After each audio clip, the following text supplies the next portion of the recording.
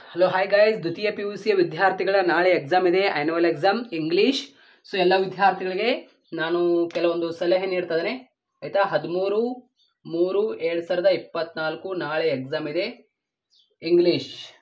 So ಕೆಲವೊಂದು ವಿದ್ಯಾರ್ಥಿಗಳು ನನಗೆ ಪ್ರಶ್ನೆ ಕೇಳ್ತಾ ಇದ್ರು, ಅಂದರೆ ಡೌಟ್ಸ್ಗಳು ಕೇಳ್ತಾ ಇದ್ರು. ನಾನು ಮಾರ್ಜಿನ್ ಹೊರಗಡೆ ಪ್ರಶ್ನೆ ಸಂಖ್ಯೆ ಹಾಕಿಲ್ಲ, ಮತ್ತು ನಾನು ಬಳಸಿದ ಪುಟಗಳ ಸಂಖ್ಯೆ ಹಾಕಿಲ್ಲ, ಮತ್ತು ಅದೇ ರೀತಿ ಸಬ್ಜೆಕ್ಟ್ ಕೋಡ್ ಹಾಕಿಲ್ಲ, ಮತ್ತು ನೋಂದಣಿ ನಂಬರ್ ಹಾಕಿಲ್ಲ ಅಂದರೆ ನಿಮ್ಮದು ಪೇಪರೇ ಚೆಕ್ ಆಗಂಗಿಲ್ಲ. ಅದೊಂದು ಹೇಳ್ತೀನಿ ಕೇಳ್ರಿ.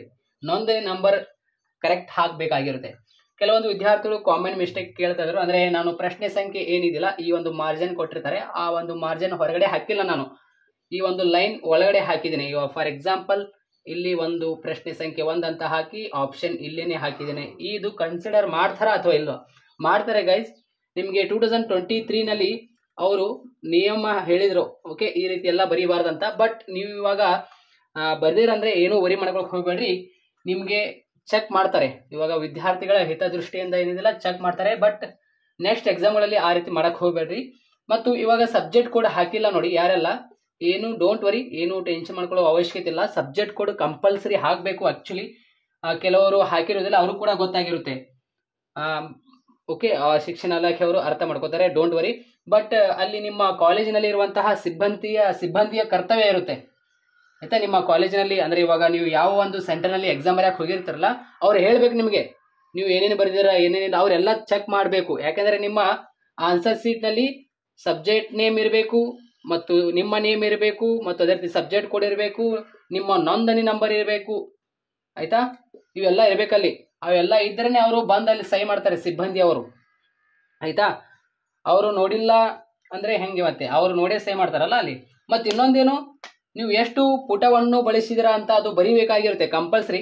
ಬಟ್ ಕೆಲವೊಂದು ವಿದ್ಯಾರ್ಥಿಗಳು ಬರೆಯೋದಿಲ್ಲ. ಇವಾಗ ಫಾರ್ ಎಕ್ಸಾಂಪಲ್ ನೋಡಿ, ನೀವು ಇವಾಗ ಎಷ್ಟಾದರೂ ಪುಟವನ್ನು ಬಳಸಿದಿರ ಅಂತ ಅನ್ಕೊಳ್ಳಿ, ಓಕೆ, ಎಷ್ಟಾದ್ರೂ ಪುಟವನ್ನು ಬಳಸಿದಾರ ಅಂತ ಅನ್ಕೊಳ್ಳಿ. ಎಷ್ಟು ಪುಟ, ಇವಾಗ ಫಾರ್ ಎಕ್ಸಾಂಪಲ್ ಒಂದು 17 ಇಲ್ಲಾಂದರೆ ಒಂದು 20 ಈ ರೀತಿ ನೀವು ಪುಟವನ್ನು ಬಳಸಿದಾರ ಅಂತ ಅನ್ಕೊಳ್ಳಿ ಆಯ್ತಾ. ಆವಾಗ ನೀವು ಅಲ್ಲಿ ಬಂದು ಅವರು ಸಹಿ ಮಾಡಿಬಿಡ್ತಾರೆ. ಅಂದರೆ ಈ ಒಂದು 18ನೇ ಪೇಜ್ ನೀವು ಬರೆದ್ರು ಕೂಡ ಅದು ವೇಸ್ಟ್, ಅದು ಯಾರು ಚೆಕ್ ಮಾಡೋಂಗಿಲ್ಲ ಅದು. ಯಾಕೆಂದರೆ ಅಲ್ಲಿ ಮುಕ್ತಾಯ ಅಂತ ಬರೆದು ಬಿಡ್ತಾರೆ ಅವರು. ಯಾವುದು 17ನೇ ಪೇಜ್ನಲ್ಲಿ ಮುಕ್ತಾಯವಾಗಿರುತ್ತದೆ ಅಂತ ಬರೆದು ಬಿಡ್ತಾರೆ. ಸೊ ಹಿಂಗಾಗಿ ಅದು ನೆಕ್ಸ್ಟ್ ಪೇಜ್ ಯಾವುದು ಕೂಡ ಚೆಕ್ ಆಗೋದಿಲ್ಲ, ಅದೆಲ್ಲ ಹಿಂಗೆ ಆಗುತ್ತೆ ಅದು. ಓಕೆ, ಹಿಂಗೆ ಆಗುತ್ತೆ, ಯಾವುದು ಕೂಡ ಚೆಕ್ ಆಗೋದಿಲ್ಲ. ಸೊ ಅದಕ್ಕೆ ಎಲ್ಲ ವಿದ್ಯಾರ್ಥಿಗಳಿಗೆ ಹೇಳೋದೇನೆಂದರೆ, ಅವರು ನಿಗದಿತ ಟೈಮ್ನಲ್ಲಿ ನಿಮಗೆ ನಿಗದಿ ಮಾಡಿರ್ತಾರಲ್ಲ ಆ ಟೈಮ್ನಲ್ಲಿ ಬರೆಯೋಕ್ಕೆ ಟ್ರೈ ಮಾಡಿರಿ. ಬಟ್ ಇವಾಗ ನಮಗೆ ನಾಳೆ ಇಂಗ್ಲೀಷ್ ಎಕ್ಸಾಮ್ ಇದೆ. ಸೊ ಇಂಗ್ಲೀಷ್ ಎಕ್ಸಾಮ್ನಲ್ಲಿ ಬಹಳ ವಿದ್ಯಾರ್ಥಿಗಳು ಫೇಲ್ ಕೂಡ ಆಗ್ತಾರೆ. ಯಾಕೆಂದರೆ ಕಾಮನ್ ಮಿಸ್ಟೇಕ್ಗಳು ಮಾಡ್ತಾರೆ. ಯಾಕಂದರೆ ಅಂದರೆ ನೋಡಿ, ಸಮರಿಗಳನ್ನು ಬರೀತಾರೆ, ಓಕೆ ಪರವಾಗಿಲ್ಲ. ಹೆಂಗೆ ಬರೀತಾರೆ ಗೊತ್ತಾ? ಇವಾಗ ನೋಡಿ, 1ನೇ ಲೈನ್ನಲ್ಲಿ ಈ ರೀತಿ ಆನ್ಸರ್ ಮಾಡೋದು, ಈ ರೀತಿ ಫಾರ್ ಎಕ್ಸಾಂಪಲ್ ಆಗಿ ನಿಮ್ಗೆ ಹೇಳ್ತೀನಿ ನಾನು. ಓಕೆ, ಇವಾಗ ಲೈನ್ಸ್ಗಳು ಇರುತ್ತೆ ನಿಮಗೆ ಈ ರೀತಿ, ಓಕೆ,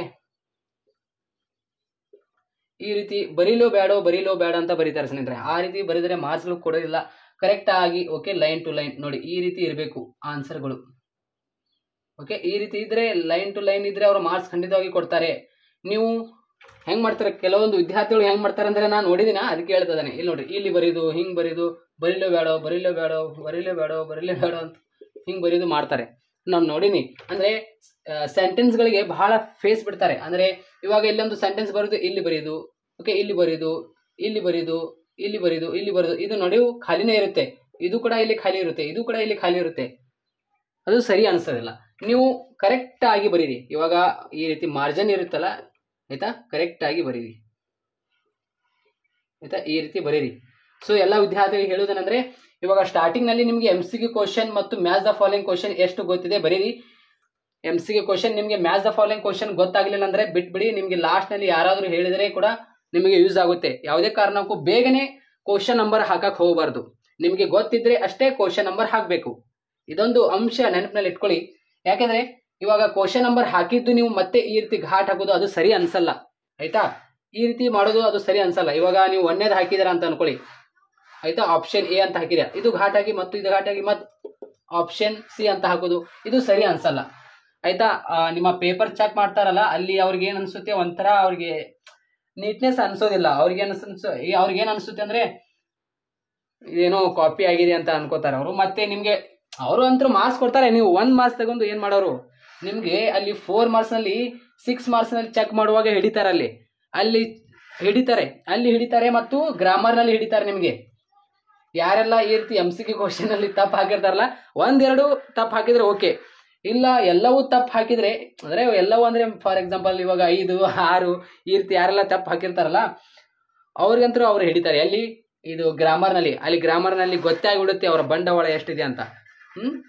ಯಾಕಂದರೆ ಎಷ್ಟು ಬರೆದಿದ್ದಾನೆ ಎಷ್ಟಿಲ್ಲ ಅಂತ ಗೊತ್ತಾಗ್ಬಿಡುತ್ತೆ.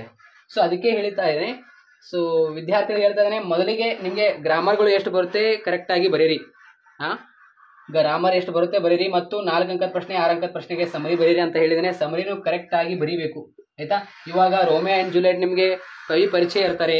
ಓಕೆ, ಇವಾಗ 2 dear Leo Tolstoy return by, okay 2 dear ಅಂತ ಈ ರೀತಿ ಸ್ಟಾರ್ಟಿಂಗ್ನಲ್ಲಿ ಅವ್ರ ಹೆಸರು ಮೆನ್ಷನ್ ಮಾಡಿ ಬರೋಕ್ಕೆ ಟ್ರೈ ಮಾಡಿರಿ. ಹೀಗೆ ಮಾರ್ಕ್ಸ್ಗಳು ಕೊಡ್ತಾರೆ ನಿಮಗೆ ಆಯಿತಾ. ಸೊ ಎಲ್ಲ ವಿದ್ಯಾರ್ಥಿಗಳಿಗೆ ಅಂಡರ್ಸ್ಟ್ಯಾಂಡ್ ಆಗಿದೆ ಅಂತ ಅನ್ಕೊಂಡ್ರೆ ಈ ಒಂದು ಶಾರ್ಟ್ ಆಗಿ ವಿಡಿಯೋ ಮಾಡಬೇಕಿತ್ತು. Thank you.